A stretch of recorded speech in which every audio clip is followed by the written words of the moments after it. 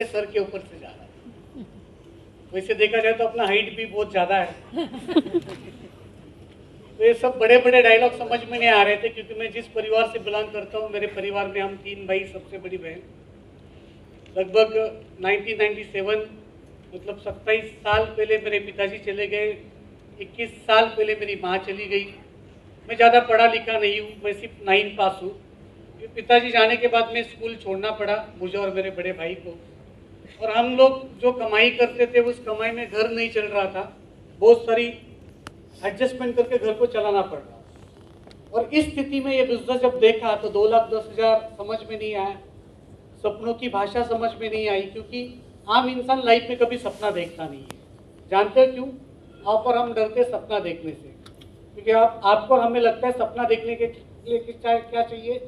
पैसा चाहिए, कीमत चाहिए। मुझे भी यही लगता था। लेकिन जब से मैं इस बिजनेस में हूँ, इंडस्ट्री में हूँ, ये बिजनेस इंडस्ट्री मुझे एक चीज़ सिखाई कि सपना देखने के लिए कीमत की जरूरत नहीं होती है, सपना देखने के लिए हिम्मत की जरूरत होती है। अगर हिम्मत है तो कीमत आपको सिखाए। तो ये बिजनेस शुरू करने की वजह कोई ड्रीम्स नहीं थे लाइफ के, कोई बड़ी रिक्वायरमेंट नहीं थी। मैंने सोचा अगर बिजनेस में कर लूँ, महीने के 10,000 अगर एक्स्ट्रा मिले तो मुझे इस बिजनेस को करना चाहिए। क्योंकि एक्स्ट्रा 10,000 आने से आज जो परिवार में तकलीफ आ रही है, उस तकलीफ से मैं और मेरा परिवार बाहर आ सकता है करके ये बिजनेस को मैंने शुरू किया। और जब ये बिजनेस शुरू किया था, उस वक्त अपनी एक छोटी सी वजह लेके शुरू किया था, लेकिन ये बिजनेस इतना बड़ा है। ये बिजनेस में आने के बाद ये बिजनेस ने मेरे सोच में परिवर्तन किया। जो मैंने सोचा नहीं था वो भी इस बिजनेस की वजह से मेरे लाइफ में हुआ। लेकिन जब ये बिजनेस शुरू किया, यहाँ पे बताया जाता है कि आप ये बिजनेस जब शुरू करते हो तो पहले अपने नियर एंड डियर के साथ शुरू करना चाहिए, अपने करीबी लोगों के साथ शुरू करना चाहिए, अपने घर के लोगों के साथ शुरू करना चाहिए। आज जो व्यक्ति आपको यहाँ पे लेके आए, आपका दोस्त हो सकता है, आपका कोई रिश्तेदार हो सकता है, उसे लगता है कि आप उसके नियर एंड डियर हो। लेकिन ये मीटिंग खत्म होने के बाद उसको पता चलेगा कि आप उसके कितने करीब हो। तो ऐसे करीब लोगों को मैं यहाँ पे जब लेके आता था ना, तो मुझे बहुत भारी अनुभव मिलता था। उस वक्त लोग मुझे बोलते थे, तू अभी चालू किया है, तू कर ले, एक बार तू करोड़पति बन, हम देखते हैं। अगर तू करोड़पति बन गया तो हम तेरे पीछे आ जाते। और अभी जब मैं कुछ लोगों के पास जाता हूँ तो क्या बोलते पता है? पहले क्यों नहीं बताया? आमच्या मराठीमध्ये एक म्हण आहे, धरलं तर चावते, सोडलं तर त्यात निघते। और इसमें तो ऐसे भारी भारी लोग मुझे मिले, मेरे घर के ही लोग थे। मेरा छोटा भाई आपने यहाँ पे देखा सिटीज लेवल पे, अमर अकबर एंथनी, बरा कि नहीं? ये सबसे खतरनाक था मेरे लिए, कोबरा था। समझ लो, कोबरा। क्योंकि सबसे पहला बिजनेस मैंने दिखाया मेरे बड़े भाई को, और वो तो स्टार्ट नहीं किया, लेकिन उसने पहले दिन छोटे भाई को बताया मैं क्या करता हूँ। और ये छोटे भाई को पॉजिटिव बताया होगा, निगेटिव बताया होगा? एकदम निगेटिव। और ये इतना खतरनाक था, इतना खतरनाक था। मैं इसे मीटिंग से जब गर्म होके घर पे जाता था कि कुछ करना है लाइफ में, क्योंकि हम लोग बैचलर रहते थे पहले, तीनों जन। तो मेरा छोटा भाई मुझे देख के बड़े भाई को बोलता था, करोड़पति आले। बड़ा भाई बोलता था, वो एड़ा है, नौकरी शिकले थे, काही पण करते। क्योंकि शुरुआत में जब ये बिजनेस में कुछ लोगों को दिखाया ना दोस्तों, तो उस वक्त की मेरी उम्र, मेरी पढ़ाई लिखाई देख के लोग मेरे साथ नहीं जुड़ते। लेकिन मैं हमेशा बोलता हूँ, आपको यहाँ पे कौन लेके आया वो इम्पोर्टेंट नहीं है, किस जगह पे लेके आया वो सबसे इम्पोर्टेंट है। तो मेरे घर के लोग मेरे साथ इस बिजनेस में आए नहीं, मैं रुका नहीं, क्योंकि जिन्होंने बिजनेस में लाया था उनके ऊपर 100% भरोसा था।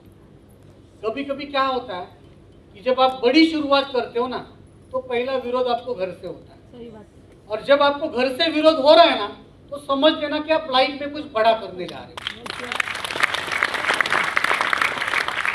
तो मेरे साथ हुआ, आपके साथ भी होता रहेगा, तो समझ लेना आप सही ट्रैक पे हो। तो बिजनेस शुरू किया, कुछ लोग मेरे साथ इस बिजनेस में आए, कारोबार शुरू हो गया, काम चालू हो गया, और बिजनेस धीरे धीरे धीरे धीरे चलता रहा। और आज ये बिजनेस इस मुकाम पे आके बैठा है कि 2 आईडी पे ग्लोबल टीम कोऑर्डिनेटर हूँ, एक आईडी पे WTC हूँ, एक आईडी NPC है और नीचे 3 आईडी मेरे पास में रिजल्ट टीम कोऑर्डिनेटर। आज ये बिजनेस से सालाना इनकम जो आती है मेरे पूरे परिवार में वो लगभग 3 करोड़ के करीब आती है। मैं महाराष्ट्रीयन फॅमिली से हूँ, मराठी घरातला, पुण्यातलं। आमच्याकडे असं म्हणतात बाप दाखवण्याचा साधका।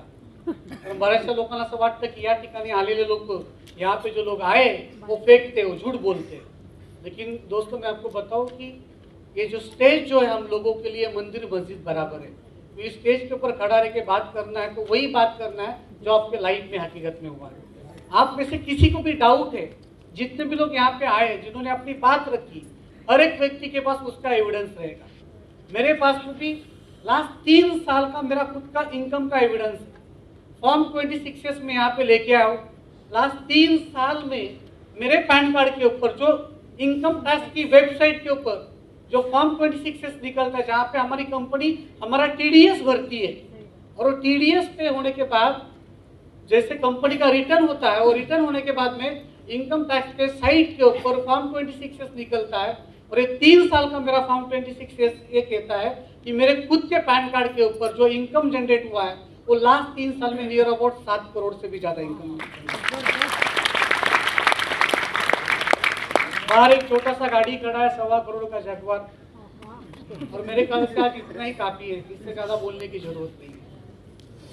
ये सब कुछ क्यों हुआ? क्योंकि हमने जब ये बिजनेस देखा तब इस बिजनेस में आने का एक निर्णय लिया, और उस निर्णय के कारण आज इस मुकाम पे हूँ।